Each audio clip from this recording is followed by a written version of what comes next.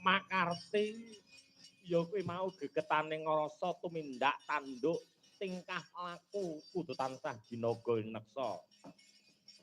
Maketi tru. Heeh. Ya kuwi makartine kudu tansah diudi pinangka dadi gegetaning rasaning nala tindak tanduk solabawa tingkah lakune ya tru. Heeh. Mula kudu rineksa kabeh kuwi mau disandingake marang kaluhuran kelawan kautaman. Yen nemu kabejan kelawan kamulyan. Matur nuwun. Ya. Rikalungguhan sowan ngabiyantara truk merga ya kuwi mau mapan ing pondok pesantren sing disuwun ya kuwi mau tutur kelawan wigunane wujuding pagelaran wayang to. Wah ngono. Biyen sing ngasta kuwi mau Njeng Sunan Kalijaga kinarya dadi si aring agama Islam tru. Wah ngono. Sing padha nonton ya kuwi mau diwajibake bayar. Bayare ora nganggo bondo donya, ora nganggo perbeya ning bayare kanthi kalimah syahadat. Wah ngono. Jroning wayang kuwi mau ana kiwa tengene ya kuwi mau dikupengi nganggo banyu, Truk. Oh, nganggo banyu. Sadurunge mlebu ing kono ya kuwi mau dimen suci. Oh, ngono. Iya. Elok nganggo banget dadi falsafahe dhuwur tur dasare luhur. Iya. Matur nuwun. Matur nuwun.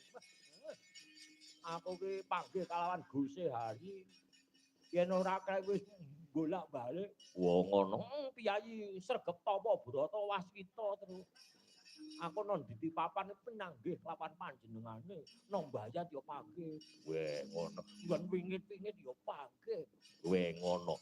Lah kok tirakatan manakipan kok nggon wingit gen menek rasane adoh sangka kahanan gumebiyaring jagat ngono. Wah ngono.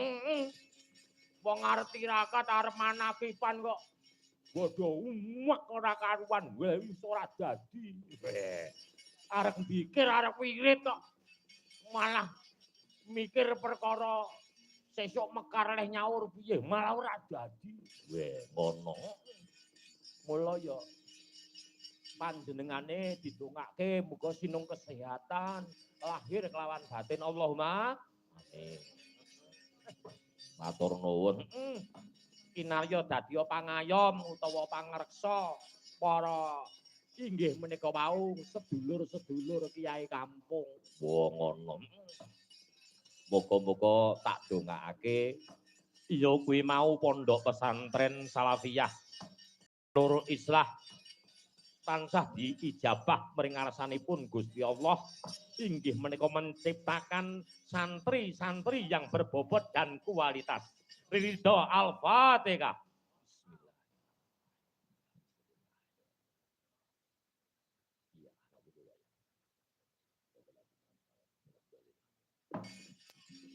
Matur nuwun. Heeh. Kabagian kamulyan. Gusti iki Gus Topong putrane Mbah Yai Nur. Bareng aku muni ridho Al-Fatihah malah nangis, Saudara. Alhamdulillah mugi Gusti Allah berkahi. Amin. Oh. Samoran ya age kita ya akor ya age